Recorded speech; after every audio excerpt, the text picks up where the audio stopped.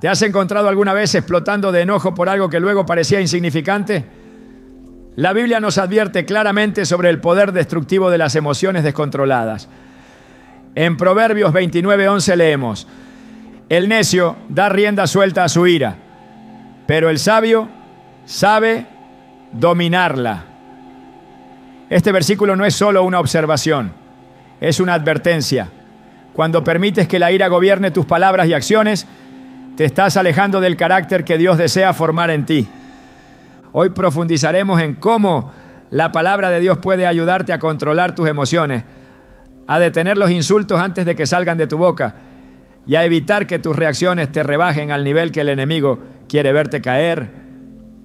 Te mostraremos cómo cultivar dominio propio, cómo aplicar principios bíblicos ante el conflicto y cómo recuperar la paz interior que solo proviene de Dios.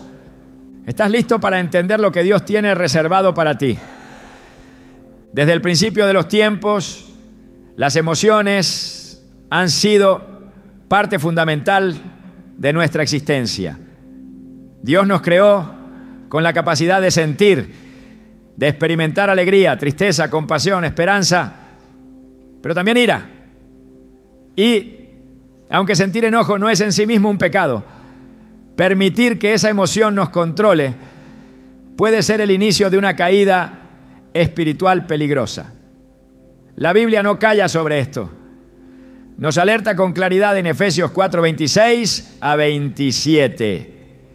Si se enojan, no pequen. No dejen que el sol se ponga estando aún enojados, ni den lugar al diablo.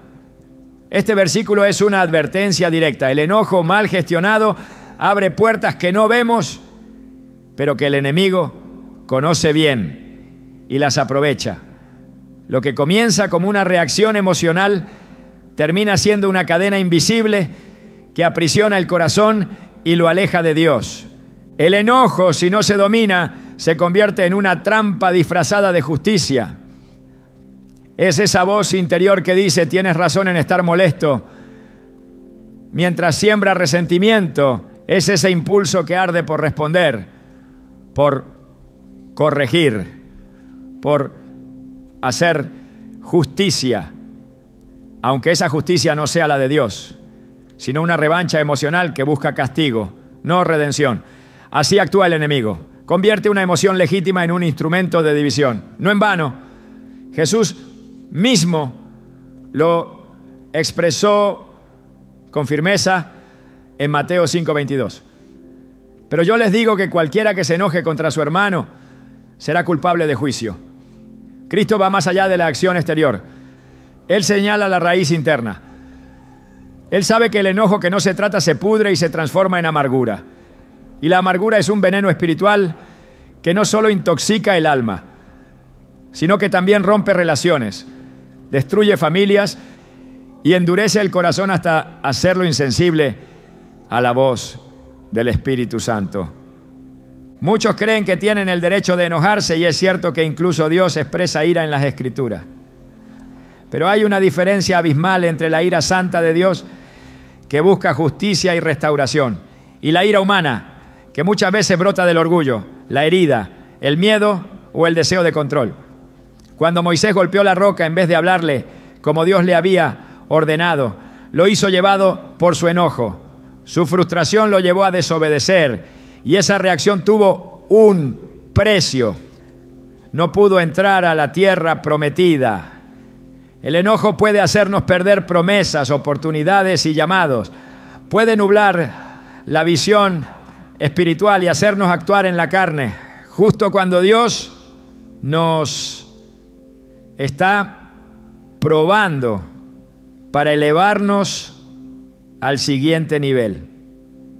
Y es que la ira no siempre explota de forma evidente. A veces se acumula en silencio, se esconde tras sonrisas, pero sigue ardiendo por dentro. Son esos pensamientos que no se dicen en voz alta, pero que laten con fuerza. No merezco este trato. Esto no se puede quedar así. Algún día se van a arrepentir. El problema es que esa ira silenciosa se convierte en una fortaleza espiritual. Hebreos 12:15 nos advierte: cuídense de que nadie deje de alcanzar la gracia de Dios, de que ninguna raíz de amargura brote y cause dificultades, contaminando a muchos. El enojo retenido genera raíces ocultas que no solo afectan al que las lleva, sino también a quienes le rodean. Padres que hieren a sus hijos con miradas duras, esposos que levantan muros de silencio, amigos que se alejan sin explicación. Todo esto puede comenzar con un enojo no tratado, con una reacción emocional no rendida ante Dios. En la historia de Caín y Abel encontramos una de las manifestaciones más trágicas del enojo. Caín se enojó porque Dios miró con agrado la ofrenda de su hermano, pero no la suya. Y ese enojo, en lugar de llevarlo al arrepentimiento, lo empujó al resentimiento. Génesis 4, 6-7 relata: entonces el Señor le dijo a Caín: ¿por qué estás tan enojado? ¿Por qué andas cabizbajo? Si hicieras lo bueno, podrías andar con la frente en alto. Pero si haces lo malo, el pecado te acecha como una fiera lista para atraparte.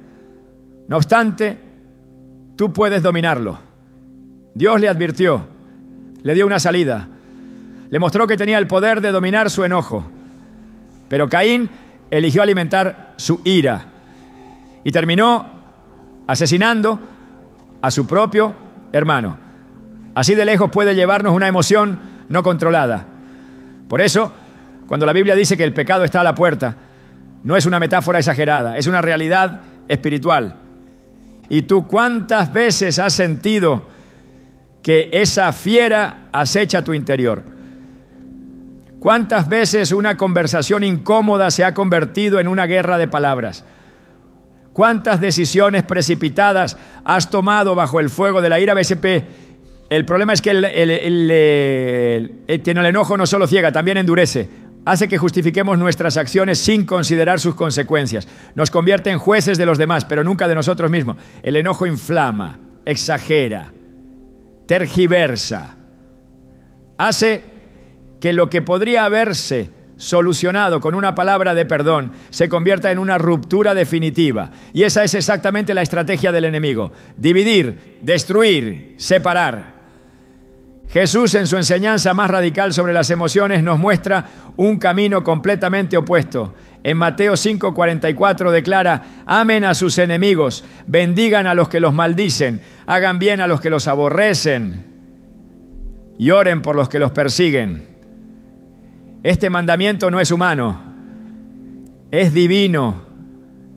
No se puede obedecer sin la ayuda del Espíritu Santo, porque amar al que te hiere, orar por el que te insulta y bendecir al que te traiciona es lo contrario de lo que nuestra carne desea hacer. Pero es lo que nuestro espíritu necesita para crecer. Solo cuando renunciamos al derecho de vengarnos, abrimos la puerta al poder de Dios para actuar. Solo cuando callamos nuestro enojo, Él puede hablar con justicia. Uno de los ejemplos más poderosos de control emocional lo encontramos en la vida de David. Cuando Saúl lo perseguía injustamente, David tuvo la oportunidad de matarlo mientras dormía. Sus hombres incluso lo animaron a hacerlo, diciendo que era una señal divina. Pero David respondió: no extenderé mi mano contra mi Señor, porque Él es el ungido del Señor. 1 Samuel 24:6. David entendía que la justicia no le pertenecía a él, sino a Dios. No actuó por impulso, no dejó que el enojo dictara su conducta, y por eso fue llamado un hombre conforme al corazón de Dios. Porque incluso en medio de la persecución, eligió obedecer a Dios por encima de sus emociones.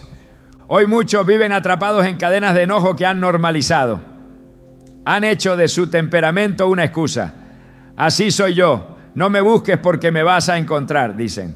Pero esa actitud no es identidad, es esclavitud. Romanos 6:16 dice: ¿no saben que cuando se entregan a alguien para obedecerlo como esclavos, son esclavos de aquel a quien obedecen? Y cada vez que dejamos que el enojo tome el control, estamos obedeciendo a una emoción, no al espíritu. Estamos rindiéndonos a una naturaleza caída que fue crucificada con Cristo. No se trata de reprimir las emociones, no, sino de redimirlas. Dios no quiere que finjas que no sientes enojo, quiere que se lo entregues, que aprendas a canalizarlo de manera santa, que ores cuando todo en ti quiera gritar, que respires cuando todo en ti quiera golpear, que calles cuando todo en ti quiera herir. Esa es la verdadera fortaleza. Proverbios 16:32 lo expresa así: mejor es el que tarda en airarse que el fuerte, y el que se enseñorea de su espíritu que el que toma una ciudad. A los ojos de Dios, el verdadero guerrero no es el que gana discusiones, sino el que domina sus impulsos, el que no necesita destruir a otro para afirmar su valor, el que elige ser moldeado por el espíritu en lugar de reaccionar desde la carne. Y si hasta hoy el enojo ha gobernado tus reacciones, no estás condenado. Dios te ofrece una salida. En su amor te llama a una vida diferente, una vida donde no necesitas demostrar tu fuerza con grito, sino con silencio, donde tu victoria no será ganar peleas, sino conservar tu paz, donde tu testimonio hablará más fuerte que tus palabras, porque cuando controlas tu enojo, no solo evitas el pecado, también revelas al mundo que hay un Dios que transforma corazones, que toma lo que antes era impulsivo y lo convierte en sabio, que cambia la reacción por dirección, que reemplaza la ira con compasión. Hay un camino mejor y comienza cuando decides no justificar más tu enojo, sino rendirlo. Cuando entiendes que las emociones no te definen, pero sí pueden destruirte si no las pones bajo el gobierno de Dios. Porque no es suficiente con saber qué dice la Biblia. Es necesario obedecerla, incluso cuando nuestras emociones se rebelen. Santiago 1, 19-20 nos exhorta: todo hombre sea pronto para oír, tardo para hablar, tardo para airarse, porque la ira del hombre no obra la justicia de Dios. Esa palabra es clara. Nuestra ira nunca produce lo que Dios quiere. Por eso debemos renunciar a ella cada día, soltarla, entregarla y pedir al Espíritu Santo que tome el control. Cuando eliges el dominio sobre la reacción, el perdón, sobre el rencor, la calma, sobre el arrebato, estás permitiendo que el reino de Dios se manifieste en ti. Estás dando testimonio de un carácter diferente, de una vida gobernada, no por la carne, sino por el Espíritu. Y esa es la vida que Dios ha planeado para ti, una vida de paz, de sabiduría, de libertad. Porque cuando controlas tu enojo, eres verdaderamente libre. Cuando una palabra sale de la boca, ya no hay forma de que vuelva. Puede parecer simple, inofensiva, incluso merecida, pero una vez dicha, su eco permanece. En la Biblia las palabras no son elementos neutrales, son instrumentos de bendición o maldición, de edificación o destrucción. Jesús mismo fue tajante al declarar en Mateo 12:36: mas yo os digo que de toda palabra ociosa que hablen los hombres, de ella darán cuenta en el día del juicio. Esta advertencia no se refiere únicamente a mentiras o blasfemias, sino también a aquellas palabras lanzadas desde la ira, desde el orgullo o desde la falta de dominio. Entre ellas están los insultos. Esas expresiones que buscan herir, humillar, degradar al otro y elevar el ego del que las pronuncia. Lo que para muchos es una respuesta impulsiva, para Dios es un reflejo del estado del corazón. En Mateo 15, 18 a 19 Jesús explicó: pero lo que sale de la boca, del corazón sale, y esto contamina al hombre, porque del corazón salen los malos pensamientos, los homicidios, los adulterios, las fornicaciones, los hurtos, los falsos testimonios, las blasfemias. El insulto, por tanto, no es un accidente, es una manifestación verbal de un corazón contaminado por el pecado, por la herida no sanada, por la frustración no entregada a Dios. Cuando el alma no ha sido purificada, la lengua se convierte en un canal de destrucción. No hay insulto inocente. Toda palabra que busca desvalorizar al otro revela una rebelión interna contra el carácter de Cristo. El apóstol Santiago dedicó un pasaje completo a advertirnos sobre la lengua. En Santiago 3:6 lo afirma con fuerza. La lengua también es un fuego, un mundo de maldad. Siendo uno de nuestros órganos, contamina todo el cuerpo e inflama el curso de nuestra vida, siendo inflamada por el infierno mismo. Esta declaración revela la raíz espiritual de los insultos. No son solo un hábito social ni una consecuencia cultural. Son una llama que el infierno enciende para destruir desde adentro. El insulto no siempre es ruidoso. Puede disfrazarse de sarcasmo, de crítica velada, de burla. Puede pronunciarse con una sonrisa o incluso en silencio, con una mirada cargada de desprecio. Pero el efecto espiritual es el mismo. Deshonra al otro, lo degrada, lo convierte en objeto. Y todo lo que degrada a una persona creada a imagen de Dios es pecado. En Génesis 1:27 se nos dice que Dios creó al ser humano a su imagen. Por lo tanto, cada vez que se insulta, se desprecia indirectamente esa imagen divina. El insulto no solo ofende al que lo recibe, sino también al que lo creó. Jesús llevó este principio aún más lejos en el Sermón del Monte. En Mateo 5:22 afirmó: pero yo os digo que cualquiera que se enoje contra su hermano será culpable de juicio. Y cualquiera que diga raca quedará expuesto al concilio. Y cualquiera que diga necio quedará expuesto al infierno de fuego. Aquí Jesús iguala el insulto con un pecado digno de juicio. No se trata de exageración retórica, sino de una revelación espiritual. La palabra raca era una expresión aramea de desprecio, una forma de vaciar de valor al otro.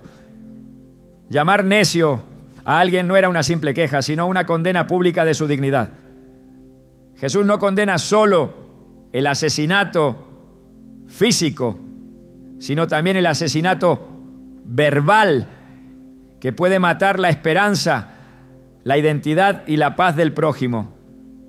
La gravedad del insulto también radica en su capacidad de multiplicarse. Una palabra hiriente rara vez se queda sola. Provoca reacción, despierta orgullo, hiere profundamente y muchas veces engendra una cadena de conflictos que se prolonga en el tiempo. Proverbios 15. Uno nos da una advertencia sabia. La respuesta amable calma el enojo, pero la palabra áspera aumenta la ira. Cada vez que respondemos con un insulto, no estamos resolviendo el conflicto, lo estamos avivando. Estamos sembrando más división, más resentimiento, más dolor. El insulto también es una forma de juicio. Cuando insultamos a alguien, lo etiquetamos, lo encerramos en una identidad que nosotros decidimos imponer. Pero el único que tiene autoridad para definir la identidad del ser humano es Dios. Por eso, cuando usamos palabras para marcar al otro, estamos usurpando un lugar que no nos pertenece. En Romanos 14:4, Pablo escribe: ¿tú quién eres que juzgas al criado ajeno? Para su propio Señor está en pie o cae, pero estará firme, porque poderoso es el Señor para hacerle estar firme. Este versículo desarma la raíz de muchos insultos: la arrogancia espiritual, la falsa superioridad, el deseo de corregir con violencia lo que solo el Espíritu puede transformar con gracia. El insulto no tiene lugar en la boca de quien ha nacido de nuevo. Colosenses 3:8 lo dice sin ambigüedades. Pero ahora dejad también vosotros todas estas cosas: ira, enojo, malicia, blasfemia, palabras deshonestas de vuestra boca. Aquí se nos ordena dejar atrás no solo las acciones externas, sino también los hábitos verbales que contradicen el carácter de Cristo. Es una renuncia activa, una decisión consciente de no permitir que la vieja naturaleza siga hablando a través de nuestros labios. Muchos buscan justificación para sus palabras duras. Dicen que era necesario, que el otro lo merecía, que no fue para tanto. Pero esas justificaciones no resisten ante la luz de la palabra. Efesios 4:29 nos exhorta: ninguna palabra corrompida salga de vuestra boca, sino la que sea buena para la necesaria edificación, a fin de dar gracia a los oyentes. La función de nuestra boca, según Dios, no es reflejar nuestras emociones, sino edificar a otros. Cuando lo entendemos, nos damos cuenta de que no tenemos el derecho de hablar como queremos, sino el deber de hablar como Dios manda. Cada palabra es semilla. El insulto siembra dolor, confusión, rechazo. La palabra guiada por el Espíritu siembra restauración, corrección con amor, verdad con gracia. En Proverbios 18:21 se nos revela una realidad espiritual ineludible. La muerte y la vida están en poder de la lengua, y los que la aman comerán de sus frutos. Toda vez que insultamos, sembramos muerte, muerte en las relaciones, muerte en la confianza, muerte en el alma del otro. Pero también cosechamos muerte en nosotros mismos, porque nos alejamos de la luz y nos acercamos a las tinieblas con cada palabra injusta. La pureza del corazón se refleja en la pureza del lenguaje. Jesús dijo en Mateo 12:34, de la abundancia del corazón habla la boca. No hay manera de tener un corazón limpio si nuestra boca permanece contaminada. Y no hay manera de glorificar a Dios cuando nuestras palabras están llenas de juicio, burla, sarcasmo, desdén o desprecio. Por eso el proceso de santificación no puede ignorar lo que decimos. La lengua debe ser gobernada por el Espíritu, porque cuando Él controla nuestras palabras, también transforma nuestro carácter. Callar un insulto no es represión, es obediencia. Es tomar la cruz cada día y negar la carne. Es seguir a Cristo también con lo que decimos. En el 1 Pedro 3:9 encontramos una exhortación que desafía todo impulso natural, no devolviendo mal por mal, ni insulto por insulto, sino por él. Contrario, bendiciendo, sabiendo que fuisteis llamados para que heredaseis bendición. El llamado del creyente no es a reaccionar, sino a responder, no a pagar con la misma moneda, sino a reflejar el carácter de aquel que cuando fue insultado no respondió con insulto, y cuando fue herido no amenazó, sino que se encomendó al que juzga con justicia. El insulto no es fuerza, es debilidad disfrazada. Es un corazón que no ha aprendido a canalizar el dolor en oración, que no ha aprendido a confiar en la justicia de Dios, que aún actúa como si el juicio le perteneciera a Él. Pero el creyente maduro no necesita levantar la voz para tener autoridad, ni necesita herir para hacerse escuchar. Su autoridad está en la mansedumbre, su fuerza está en el dominio propio, su impacto está en la palabra sazonada con sal. Como enseña Colosenses 4:6, sea vuestra palabra siempre con gracia, sazonada con sal, para que sepáis cómo debéis responder a cada uno. Los cielos registran lo que decimos. No hay palabra que se pronuncie sin ser escuchada por el que todo lo ve. Y cuando comprendemos esta verdad, entendemos que cada conversación es una oportunidad de obedecer o una ocasión para deshonrar. Por eso, la santidad no se vive solo en lo que hacemos, sino también en lo que decimos. La lengua, aunque pequeña, tiene el poder de incendiar un bosque entero, como advierte Santiago 3:5. Pero también puede ser usada para alabar, consolar, corregir con sabiduría y transmitir la verdad con amor. El insulto es un hábito que debe ser arrancado de raíz. No puede ser tolerado como algo inofensivo. No puede ser normalizado en las relaciones, ni camuflado en bromas. Porque cada vez que lo hacemos, permitimos que lo profano contamine lo sagrado. Somos templo del Espíritu Santo y nuestras palabras deben reflejar esa santidad. En 1 Corintios 6:19 se nos recuerda: ¿o ignoráis que vuestro cuerpo es templo del Espíritu Santo?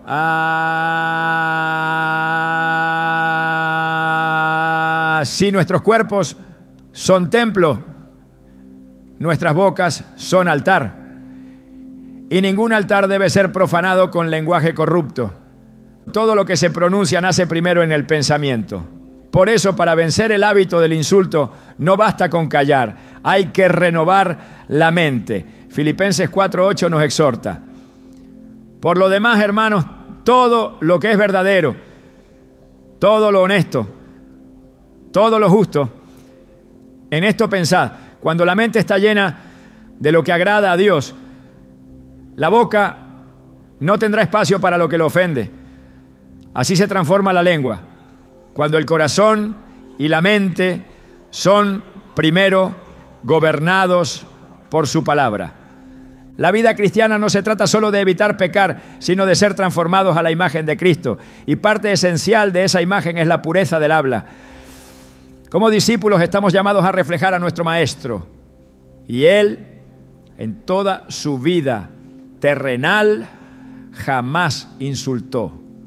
No hay ni una sola palabra ofensiva en sus labios, ni una frase hiriente que haya salido de su boca.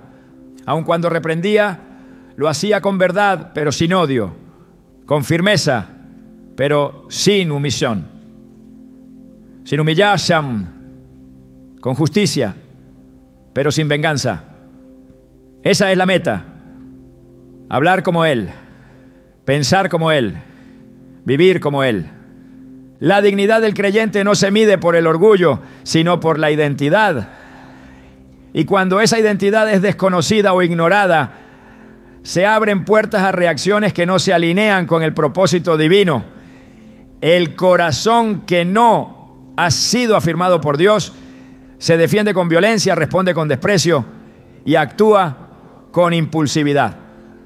Por eso, una de las formas más comunes en las que el enemigo busca desfigurar al Hijo de Dios es empujándolo a rebajarse, a responder desde la carne, a perder el control. La rebeldía emocional no siempre comienza con un pecado evidente, pero siempre termina alejando al creyente de la estatura espiritual que está llamado a alcanzar. El que conoce quién es en Cristo no necesita rebajarse para demostrar su valor. No necesita gritar para ser escuchado ni humillar para sentirse fuerte.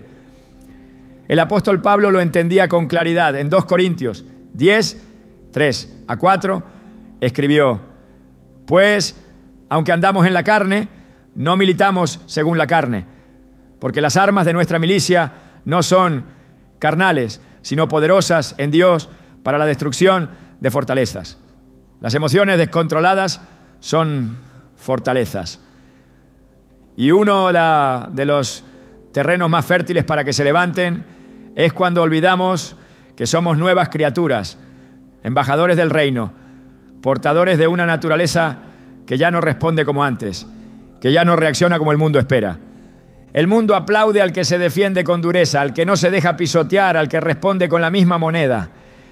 Pero en el reino de Dios la victoria no está en la revancha, sino en la obediencia. El que se rebaja ante el insulto o la ofensa no está ganando nada, está perdiendo su testimonio. Jesús enseñó una lógica opuesta a la del mundo. En Mateo 5:39 dijo: pero yo os digo, no resistáis al que es malo. Antes, a cualquiera que te hiera en la mejilla derecha, vuélvele también la otra. Esta instrucción no es debilidad, es madurez. Es el fruto de una vida que ya no se define por la opinión ajena, sino por la aprobación del Padre. Rebajarse no es simplemente contestar con rabia, es actuar desde una identidad rota, desde un corazón que ha olvidado que ha sido sellado por el Espíritu. En Gálatas 2:20 Pablo declara: con Cristo estoy juntamente crucificado, y ya no vivo yo, mas vive Cristo en mí. Esa verdad transforma la forma de reaccionar. Si Cristo vive en el creyente, no hay lugar para la reacción carnal, para el impulso destructivo, para la necesidad de tener siempre la última palabra. Cada vez que respondemos con orgullo o venganza, negamos la vida de Cristo en nosotros. Cada vez que nos rebajamos, volvemos al hombre viejo, al que fue crucificado con él, y le damos nuevamente control. La palabra de Dios no solo nos dice lo que debemos evitar, sino lo que debemos vestir. En Colosenses 3:12-13 encontramos una instrucción directa. Vestíos pues, como escogidos de Dios, santos y amados, de entrañable misericordia, de benignidad, de humildad, de mansedumbre, de paciencia, soportándoos unos a otros y perdonándoos unos a otros, si alguno tuviere queja contra otro. Vestirse de Cristo implica asumir la dignidad de quien ha sido redimido, transformado, apartado para un propósito mayor. Rebajarse no solo es una pérdida de carácter, es una pérdida de dirección, es retroceder en el proceso de madurez que el Espíritu está formando en nosotros. David pudo haberse rebajado muchas veces, pero no lo hizo. Cuando era perseguido injustamente por Saúl, cuando fue maldecido por Simei, cuando fue traicionado por su propio hijo, él eligió guardar su dignidad. No porque fuera débil, sino porque sabía que su trono no venía de hombres, sino de Dios. En 2 Samuel 16:10 respondió: déjenlo que maldiga, pues el Señor se lo ha ordenado. Esa conciencia de que todo lo que sucede pasa por la soberanía divina lo mantuvo firme. La verdadera fuerza no se muestra en el momento de la venganza, sino en la decisión de no tomarla cuando está al alcance. El que se rebaja pierde el trono del dominio propio y se convierte en esclavo de su ego y su ego herido. La dignidad no está en la reacción, sino en la obediencia. En Romanos 12:17-21, el apóstol Pablo lo expresa con contundencia: no paguéis a nadie mal por mal, no os venguéis vosotros mismos. Si tu enemigo tuviere hambre, dale de comer. No seas vencido de lo malo, sino vence con el bien el mal. Esta es la ética del reino. Este es el carácter de los que han sido redimidos. No se trata de pasividad, sino de resistencia espiritual. No se trata de dejarse pisotear, sino de mantener el corazón limpio cuando el mundo exige que lo llenes de veneno. Jesús no se rebajó cuando fue golpeado, escupido y burlado. En Isaías 53:7 se profetiza de él: angustiado él y afligido no abrió su boca. Como cordero fue llevado al matadero, y como oveja delante de sus trasquiladores enmudeció y no abrió su boca. Él tenía autoridad para responder, tenía poder para destruir, tenía verdad para humillar, pero eligió callar. Su silencio no fue cobardía, fue gobierno espiritual. Mostró que quien está afirmado por el Padre no necesita probar nada ante los hombres. El que se conoce en Dios no necesita vengarse, porque sabe que su causa está en manos del justo juez. Cuando reaccionamos con ira, con desprecio, con burla, no solo nos rebajamos ante los ojos del otro, sino también ante los ojos del cielo. Nos alejamos del modelo de Cristo y nos alineamos con la carne. Y la carne nunca produce justicia. En Romanos 8:8 se nos recuerda: y los que viven según la carne no pueden agradar a Dios. Rebajarse es vivir según la carne, es ceder el control al ego herido, es dejar que las emociones definan nuestras acciones. Pero el creyente no fue llamado a vivir por reacción, sino por dirección. El Espíritu no nos guía a defender nuestro orgullo, sino a reflejar a Cristo, incluso cuando somos provocados.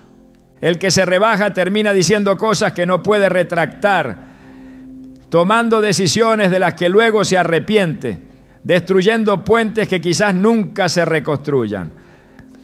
Proverbios 14:29 dice: el que tarda en airarse es grande de entendimiento, mas el que es impaciente de espíritu enaltece la necedad.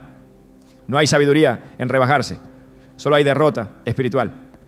El sabio mide sus respuestas, pesa sus palabras, calcula el impacto de cada reacción, porque entiende que en cada momento de conflicto se juega no solo su imagen, sino su fidelidad al llamado. Mantener la altura espiritual no significa permitir el abuso ni justificar la injusticia. Significa responder con el carácter de Cristo. Significa decir la verdad con mansedumbre, corregir con gracia, defender con integridad. Efesios 4:15. Exhorta a hablar la verdad en amor, lo cual requiere dominio, discernimiento, sabiduría. Rebajarse es actuar sin filtro, sin propósito, sin visión. Es permitir que el enemigo use nuestras emociones como herramientas de división, cuando fuimos llamados a ser instrumentos de reconciliación. Nuestra identidad en Cristo nos eleva por encima de la reacción inmediata. 1 Pedro 2:9 nos recuerda: mas vosotros sois linaje escogido, real sacerdocio, nación santa, pueblo adquirido por Dios. Esa identidad no es simbólica, es espiritual. Fue comprada con sangre, fue sellada con el Espíritu, fue declarada en los cielos. Y quien la reconoce, camina con otra actitud. No se deja arrastrar por provocaciones, no necesita rebajarse, porque sabe que representa un reino que no responde como este mundo. Cada vez que respondemos con altivez o desprecio, actuamos como si fuésemos huérfanos, como si no tuviésemos un Padre que defiende nuestras causas y vindica nuestras heridas. El que honra su llamado cuida su comportamiento, incluso en los momentos de mayor tensión. No para aparentar perfección, sino porque sabe que está siendo observado no solo por los hombres, sino también por los ángeles. Hebreos 12. Uno nos recuerda que estamos rodeados por una gran nube de testigos, y eso implica responsabilidad. El mundo no necesita más reacciones impulsivas, necesita ver hijos de Dios que se mantengan firmes, íntegros, que no bajen al terreno del conflicto, sino que eleven el nivel con su conducta. Jesús lo dijo claramente en Mateo 5:16: así alumbre vuestra luz delante de los hombres, para que vean vuestras buenas obras y glorifiquen a vuestro Padre que está en los cielos.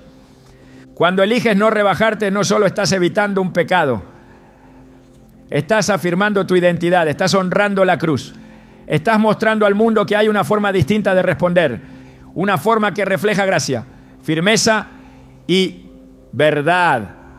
No es debilidad, es autoridad, no es represión, es madurez, no es pasividad, es gobierno espiritual.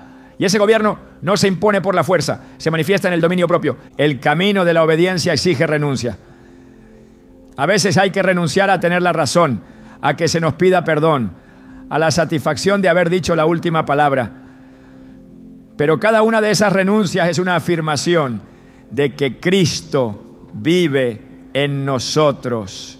Y cuando Él gobierna, la carne no tiene voz, el orgullo no tiene espacio y el ego no tiene trono.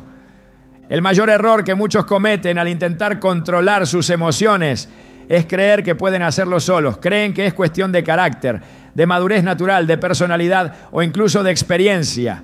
Pero lo que la Biblia enseña es otra cosa. No se trata de fuerza interior, ni de una disciplina aprendida por repetición. El verdadero dominio propio es sobrenatural.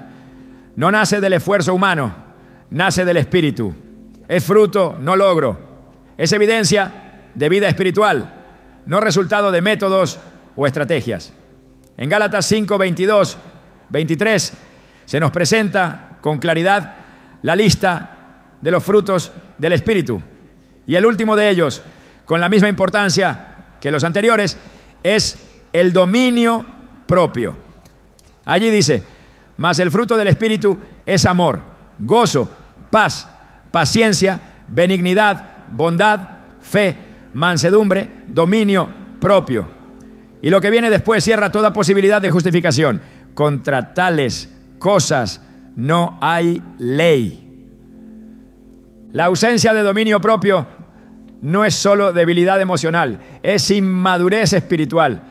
Es señal de que el Espíritu Santo aún no ha sido entronado plenamente en ciertas áreas del alma. Y es ahí donde muchos fallan. Se esfuerzan por controlar su carácter, su enojo, sus impulsos, pero lo hacen sin rendirse primero al Espíritu. Luchan en sus propias fuerzas, intentando dominar algo que solo puede ser gobernado por aquel que habita dentro. No es represión, no es negación de la emoción, es sujeción, es rendición, es vivir bajo gobierno. En Romanos 8:13 se nos da una verdad contundente: porque si vivís conforme a la carne, moriréis. Mas si por el Espíritu hacéis morir las obras de la carne, viviréis. Solo por el Espíritu se puede morir a la carne. Y el enojo, la ira, el impulso por insultar, por rebajarse, son expresiones de la carne no crucificada. Son reacciones que surgen cuando el trono del corazón aún no ha sido entregado por completo al Espíritu de Dios. Por eso, el dominio propio no es resultado de una personalidad tranquila o de un temperamento pacífico. Es fruto de una vida crucificada, de una vida gobernada desde adentro por el Espíritu Santo.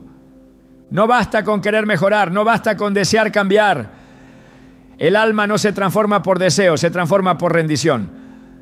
Muchos quieren ser pacientes pero no oran, quieren ser mansos pero no ayunan, quieren tener dominio pero no se rinden. Y ahí está la clave. El fruto no crece en el esfuerzo, crece en la conexión. El que está unido a la vid da fruto, no porque lo intente, sino porque permanece. Juan 15, 4-5 lo dice así: permaneced en mí y yo en vosotros. Como el pámpano no puede llevar fruto por sí mismo si no permanece en la vid, así tampoco vosotros, si no permanecéis en mí, porque separados de mí nada podéis hacer. El dominio propio no es una máscara, no es aparentar calma cuando todo arde por dentro. Es transformación real, es cambio profundo, es la capacidad de sentir, pero no ser arrastrado por lo que se siente. Es poder tener motivos para estallar y aún así guardar silencio. Es mirar una provocación, una injusticia, una ofensa y elegir responder desde el Espíritu, no desde la carne. Es victoria espiritual, no autocontrol psicológico. Y cuando ese fruto crece, se nota. Porque hay una diferencia radical entre el que se esfuerza por no reaccionar y el que vive gobernado por el Espíritu. Uno reprime, el otro vence. El creyente no fue llamado a comportarse mejor, fue llamado a vivir en el Espíritu. Gálatas 5:16 lo expresa así: digo pues, andad en el Espíritu y no satisfagáis los deseos de la carne. Caminar en el Espíritu implica una vida constante de dependencia, de escucha, de obediencia. Y eso no es pasivo. Es una disciplina espiritual activa. Es despertar cada día reconociendo la necesidad del Espíritu para dominar lo que por naturaleza desea descontrolarse. Es pedir que Él controle la lengua, los pensamientos y las emociones. Es reconocer que sin Él cada palabra puede herir, cada decisión puede ser precipitada, cada reacción puede destruir. La falta de dominio propio no es una falla superficial, es una señal de que algo más profundo está desequilibrado. Es una alarma del alma que indica que el trono está siendo ocupado por emociones y no por el espíritu. Por eso, no se trata de aprender a callar. Se trata de aprender a ceder, de entregar, de rendir. La victoria no está en contener, está en ceder el control a aquel que no falla. Y cuando el Espíritu Santo gobierna, el alma se sujeta, la lengua se doma, el corazón se limpia y el carácter es transformado. Proverbios 25-28 presenta una imagen clara. Como ciudad derribada y sin muro, es el hombre cuyo espíritu no tiene rienda. El que no tiene dominio propio está expuesto, es vulnerable, está abierto al ataque. Es una ciudad sin protección. Las emociones se vuelven armas en manos del enemigo. Lo que debía estar bajo control se convierte en canal de destrucción. Pero cuando hay dominio, cuando el espíritu pone límites, la ciudad se fortalece. Hay muros de sabiduría, de discernimiento, de gracia. El alma no queda a merced del enojo, ni de la venganza, ni de la provocación. No se trata de fingir calma, se trata de cultivar fruto. El fruto no aparece de inmediato, no se manifiesta por obligación. Es el resultado de una vida enraizada, alimentada, podada. Y en ese proceso Dios trabaja en lo oculto. Forma el carácter en el secreto. Prueba en el silencio. Enseña en la espera. Y en medio de esas circunstancias que antes hacían perder el control, ahora se revela un carácter distinto, uno que no se deja arrastrar, uno que no reacciona igual, uno que demuestra que hay algo más fuerte que la emoción, la presencia del Espíritu gobernando desde dentro. Tito 2:11-12 nos ofrece una enseñanza poderosa. Porque la gracia de Dios se ha manifestado para salvación a todos los hombres, enseñándonos que, renunciando a la impiedad y a los deseos mundanos, vivamos en este siglo sobria, justa y piadosamente. La gracia no solo salva, también enseña.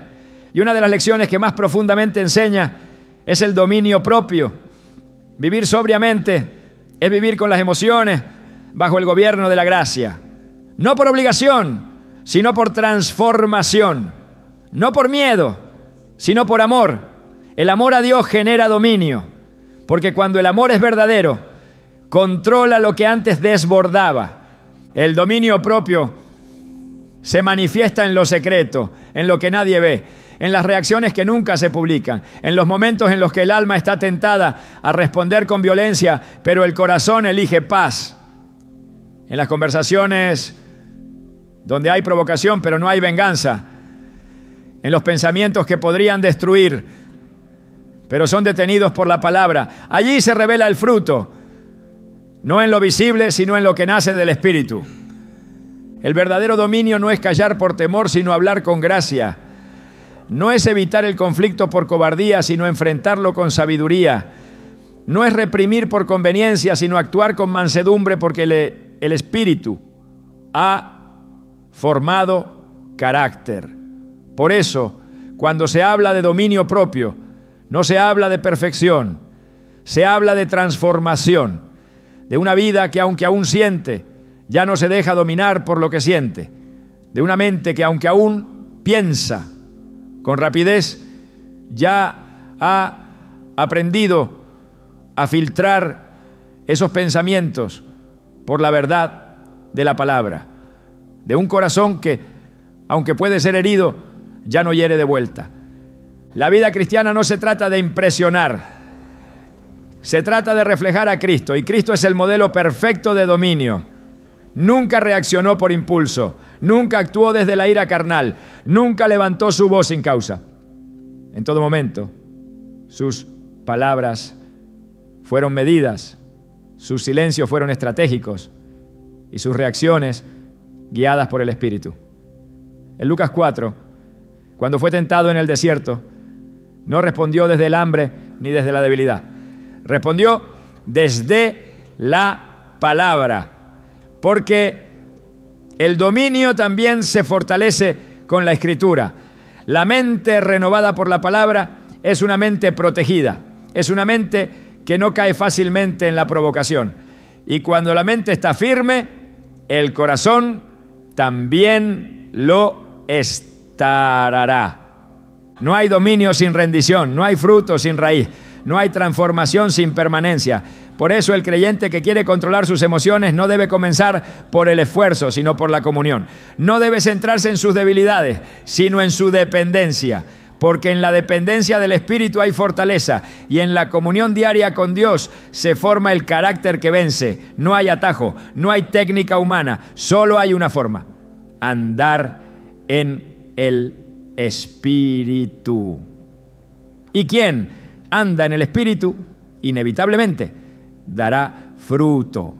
No porque lo busque desesperadamente, sino porque es imposible estar conectado a la vid y no producir lo que la vid es. El dominio propio no es una opción, es una evidencia. Y si no está, hay que revisar las raíces. No para condenarse, sino para volver al lugar correcto, a los pies del Señor.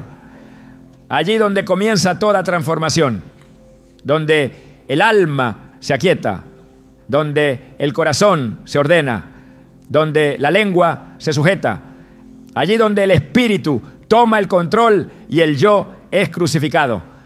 Ese es el lugar donde se produce el verdadero dominio. Hay momentos en los que guardar silencio no es callar por miedo, sino reinar sobre uno mismo. La cultura actual ha exaltado la necesidad de hablar, de responder, de tener siempre algo que decir. Pero la palabra de Dios nos muestra otra realidad. Nos enseña que el verdadero poder muchas veces se manifiesta en el control, no en el ruido.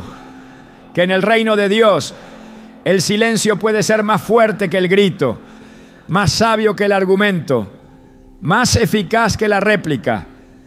Proverbios 17, 27 a 28 revela esta verdad con claridad. El que ahorra sus palabras tiene sabiduría. De espíritu prudente es el hombre entendido. Aún el necio, cuando calla, es contado por sabio. El que cierra sus labios es entendido.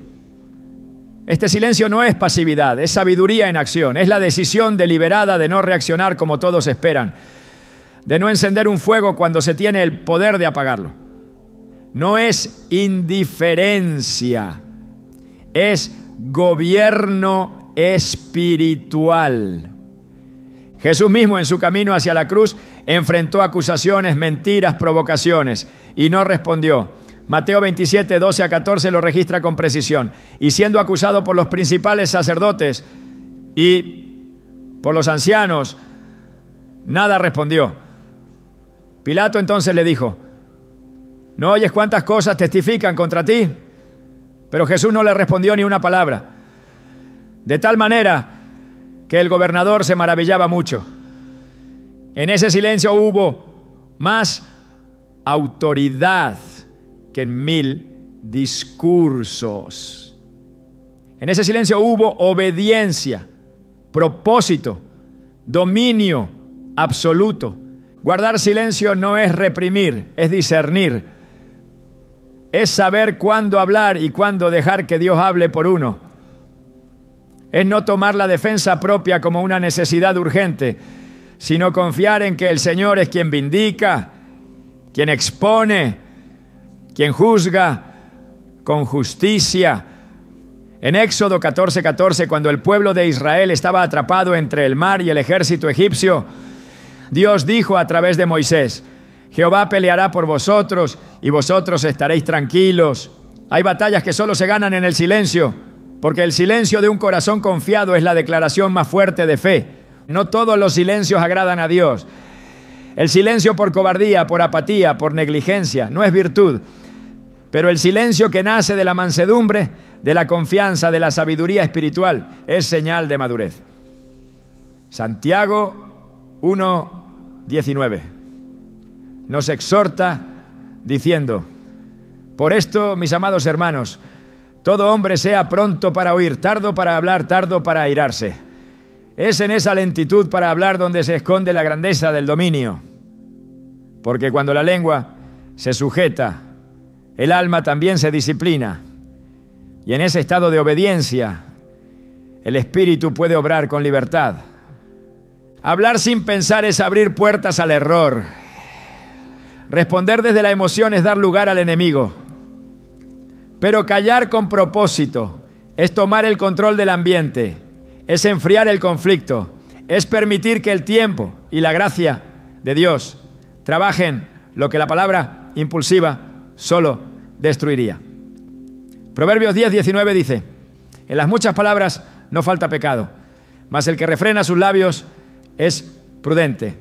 Cada palabra es una semilla y el silencio es el terreno donde Dios puede sembrar sin interferencias humanas. Hay quienes creen que el silencio es señal de derrota, pero el cielo lo ve como señal de obediencia. Hay quienes piensan que callar es ceder el terreno, pero la verdad es que a veces es la única forma de conservarlo. Cuando alguien te hiere, cuando alguien te provoca, cuando alguien te desafía a bajar a su nivel, el silencio es la afirmación más firme de que no has sido movido de tu posición espiritual. Es el escudo invisible de los que no viven para la aprobación del mundo, sino para la honra de Dios.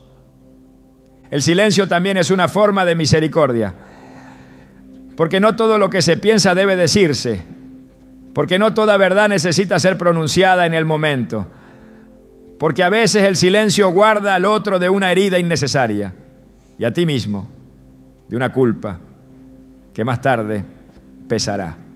Colosenses 4:6 nos instruye así: sea vuestra palabra siempre con gracia, sazonada con sal, para que sepáis cómo debéis responder a cada uno.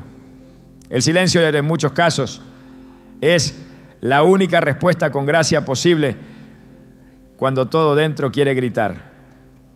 Callar no es dejar de sentir, es decidir no ser dominado por lo que se siente. Es ejercer dominio propio no solo en el cuerpo, sino también en la boca. Es colocar un altar delante de los labios y rendir allí cada impulso, cada palabra no santificada, cada frase que si se dijera podría apagar lo que Dios estaba construyendo.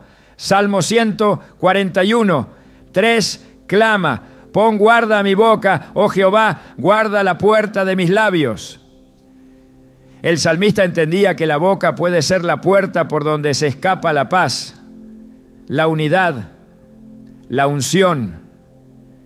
El silencio no es vacío, es espacio para que Dios actúe. Es reverencia, es espera, es sabiduría. A veces la mejor respuesta es la que no se da. Porque mientras el otro habla, mientras acusa, mientras provoca, tú estás sembrando algo eterno, el carácter de Cristo en tu interior. Y esa siembra traerá cosecha, porque no hay obediencia sin recompensa, no hay dominio sin fruto, no hay silencio rendido sin intervención divina. El Espíritu Santo no necesita ruido para obrar. A menudo actúa con más poder en el silencio que en el estruendo. Y el alma que ha aprendido a callar en el momento justo es un alma que ha sido formada. No se nace sabiendo callar, se aprende, se cultiva, se desarrolla. Es parte de la madurez espiritual, es parte de la vida crucificada, es parte del proceso de santificación. Y cuando el corazón ha entendido esto, ya no responde como antes. Ya no entra en discusiones innecesarias. Ya no se deja atrapar por la urgencia de hablar. El silencio no es un arma débil. Es la respuesta de los fuertes, de los que han aprendido que no todo debe decirse, que no todo merece una réplica, que no toda provocación necesita ser respondida. Es el lenguaje de los que han decidido que su paz es más valiosa que su orgullo, que su obediencia es más importante que su argumento, que la voz del Espíritu es más alta que cualquier ruido exterior. Controlar la ira no es suficiente si la raíz que la alimenta sigue viva, porque mientras la herida permanezca, la emoción seguirá buscando una salida. El enojo que se repite, el impulso que regresa, la palabra dura que escapa sin ser planeada, son síntomas de algo más profundo. Un corazón herido, una historia sin sanar, una ofensa que aún arde por dentro. Por eso Dios no solo quiere que te contenga, Él quiere sanarte. No busca conductas forzadas, sino corazones restaurados. No quiere verte esforzándote por no estallar, sino libre de aquello que te empuja a perder el control. El Salmo 147:3 declara: Él sana a los quebrantados de corazón y venda sus heridas. Es en esa sanidad donde comienza la verdadera transformación. Cuando Dios toca la raíz, el fruto cambia. Cuando Él entra en la zona donde nació el dolor, lo que antes brotaba como enojo, ahora se convierte en testimonio de restauración. No se trata solo de dominar lo que sientes, sino de dejar que el Espíritu cure lo que estás cargando. Porque la ira muchas veces no es más que el grito de una herida no atendida. Dios no trabaja en la superficie, su obra es profunda, va más allá del comportamiento.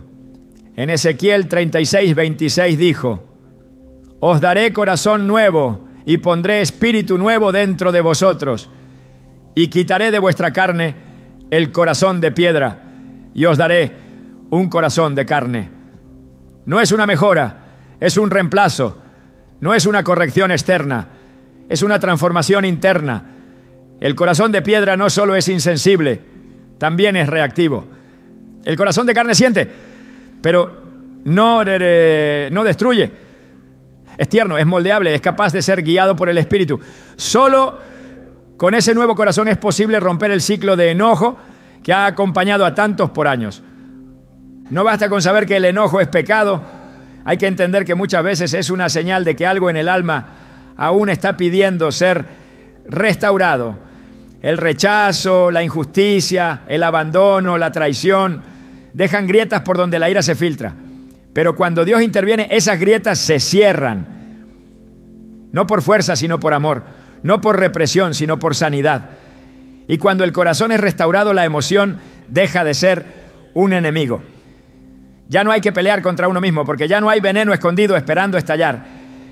El Espíritu Santo no solo quiere frenar tus reacciones, quiere restaurar tu esencia, quiere que vivas desde la paz, no desde la tensión, desde la gracia, no desde la defensa, desde la plenitud, no desde el vacío.